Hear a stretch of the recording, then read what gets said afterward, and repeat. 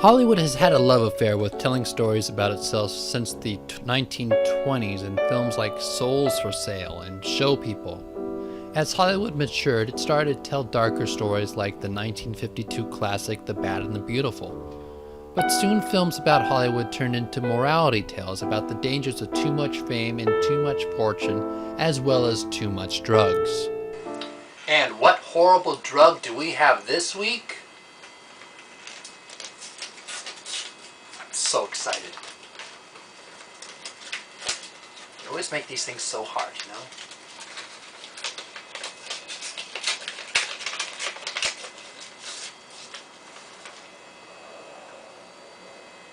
Valium?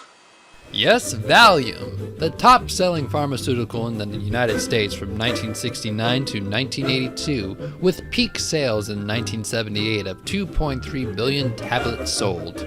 Most commonly prescribed by psychologists as an early form of antidepressant, it is also offered by the state of California as a pre-execution sedative as part of their lethal injection program. You know, to take the edge off. The dangers of Valium have really taken the back seat because there were other more dangerous and habit-forming drugs like cocaine and heroin. But in 1982, a film came out to shine a light on the dangerous little blue pill. And that film was I'm Dancing as Fast as I Can. So we meet Barbara Gordon, an award-winning documentary filmmaker who just happens to be in post-production in her latest film. The film focuses on a terminally ill cancer patient and her husband and how the couple is coping as the disease progresses. Inspiring. Later we find out she has a boyfriend, Derek, a very special guy. Darling, how did that happen? I think that other bartender moved my drink when he took the other order. Well, that's nice. Blame someone else for your clumsiness. So we are now taken to the Emmys, and guess who's nominated for an award? Yep, Barbara. And guess what? She wins! At least the movie can actually afford the actual statuette of the Emmy. But come on. It's an Emmy. After the Emmys, we find out that Barbara has been going to the psychiatrist for 10 years and taking lots of Valium. 60 milligrams most days. That's a lot. You would think that the doctor you've been going to for, 10 years would know your Valium habit. Unless, of course, this is the first time you've actually talked about Valium since you prescribed it to her. So, remember about the cancer patient who was the subject of Barbara's next movie? Yeah, I know.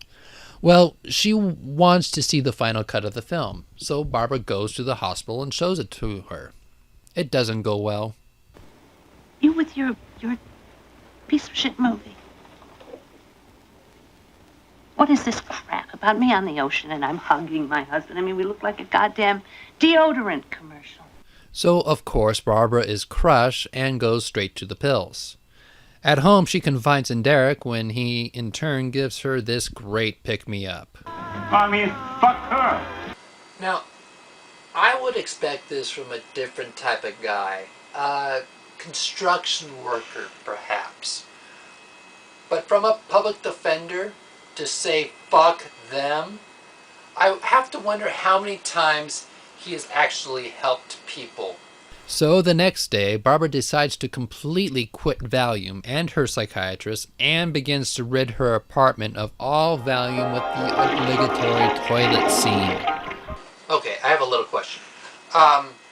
Why do we always see people throwing drugs away in a toilet? I mean, yeah, I understand it's a way of throwing something away without having the urge to go trash digging once the first sign of withdrawals kick in.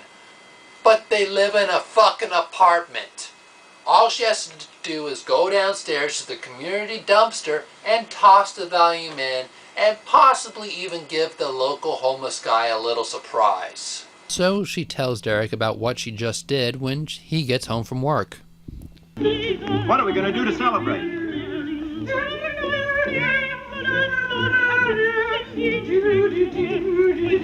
I really don't like these people. So So they then decide to take a day trip to the beach. You okay? Yeah, just feel weak. Oh, smell that ocean. Such a douchebag. Oh, damn, I left the tape recorder on the porch. I'll have to go back and get it. Can you hold these just for a second? Broke. It's all right. It doesn't matter. God, my head is on fire. What, you mean it's very itchy? No, it's fire. Come on, listen, now don't worry about the wine. I'll just drive up to the little shop and get some more, okay? It won't take me 2 minutes. Here, wait there. Dude, she doesn't feel well. And you're going back to the store to get another bottle of wine? Aspirin. Some aspirin. Yeah, look, just spread out the blanket and take a little rest.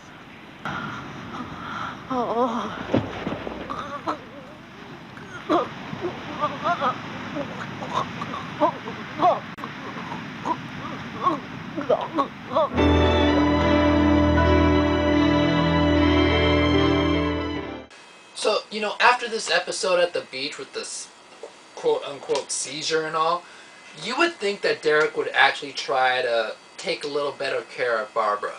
Because you're a brat. Sometimes. You're a goddamn selfish brat. Have a drink. I'm trying to quit Valium. Well, it doesn't mean you can't have some vodka, does it? Goddamn bitch! Nope, I guess not. So Barbara's effort to quit cold turkey begins to make her sane mind deteriorate to the point where she comes to a huge discovery. I started making these triangles. I realized it was like the key to figuring out all human relationships. Do you see the sequence here? And this one below yours, is that mine? It could be. Oh, wait a minute, Barb. Is it or isn't it? I'm just trying to follow this. Don't get ahead of me. Well, I don't want to. I'm just trying to find out if it's my triangle or not. I mean, is it or isn't it? Your triangle isn't the point. Fuck you. You're dragging me out of bed to tell me that. What the fuck is this guy's problem?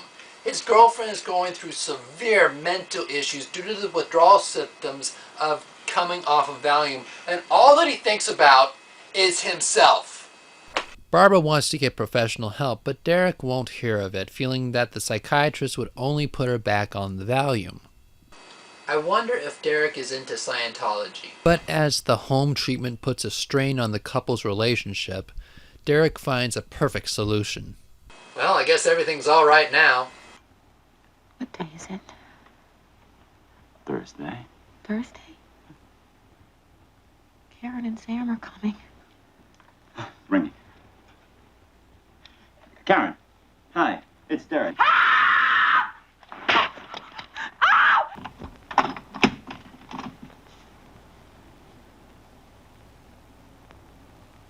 She's hopelessly insane. Oh. Dude, you better have a good lawyer. So we're off to the Sanitarium. Barbara is put in with the other loonies and, hey, Joe Pesci! Well, this is a surprise. I've been waiting for this chance to talk to you. Would you like to come with me tonight to the planet Uranus? I go there frequently. I think you should know that they have a very high opinion of you on Uranus. So then Barbara meets her doctor, Julie Addison, played by Diane Wiest. And the real treatment begins. I can fake I'm healthy. I know how to do that. I did it for years. I'll fake it and I'll get out. You won't fool me. Yes, I will. I'm very smart. I'm much smarter than you. Then why are you telling her your plans?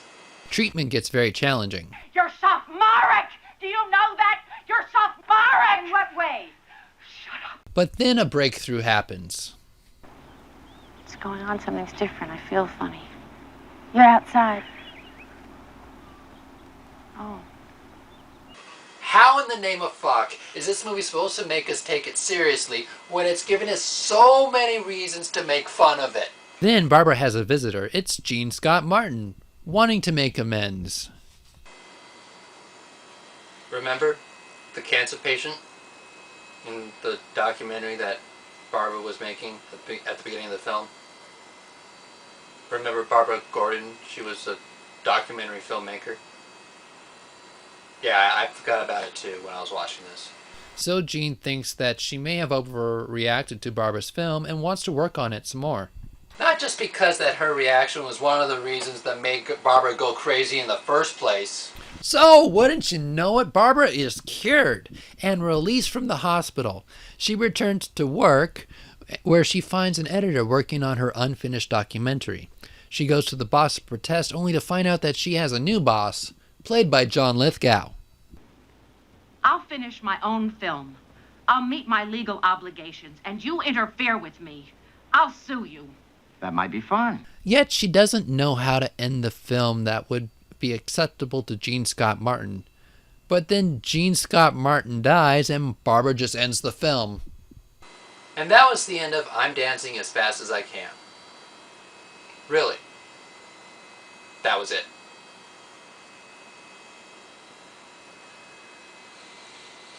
This was just fucking horrible.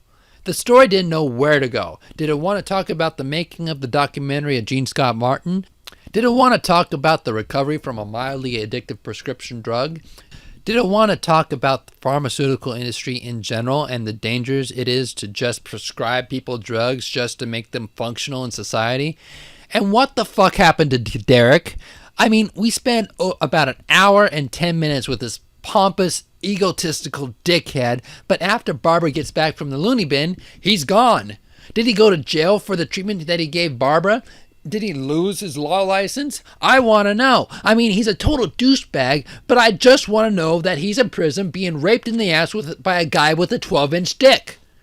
The film actually had a lot of talent behind it besides the stars that were to be. It was produced by Scott Rudin, a guy who later produced such great films like There Will Be Blood, No Country for Old Men, The Truman Show, and The Social Network. The script was written by David Rabe, who later went on to write Casualties of War as well as adapt John Grisham's The Firm. It also didn't hurt to be the Mr. Jill Clayburgh, too. However, this film should not have been a film that people should go see. It's a film that should have been a fucking movie of the week. It has the same plot points, production value, and acting quality. Hell, the director, Jack Hofsis, or whatever the fuck his name is, was a TV movie director, and he still was after making this fucking turkey. I can see why this film was made, though. I'm Dancing as Fast as I Can was a best-selling, inspiring novel that I haven't read. However, there are some things that are better read than seen. I'm Zach Scott, and I'll see you on the next Laserdisc Memories. Fuck, I need some Valium. Oh, hi, pretty. Welcome to my room. I have lots of laser discs for you and I to view. Laser discs are cooler than VHS tapes, so I married an axe murderer on our first date. You can say anything, I love what you say. Relive each day together, Groundhog Day. I like watching laser discs, I think you're fine. Jurassic Park your butt in the seat next to mine. My name is Paul, these are my laser discs. Yes, my laser discs, watch a movie with me. I'm depressed. I get pissed. I'm depressed. I get pissed. I get pissed. I'm depressed.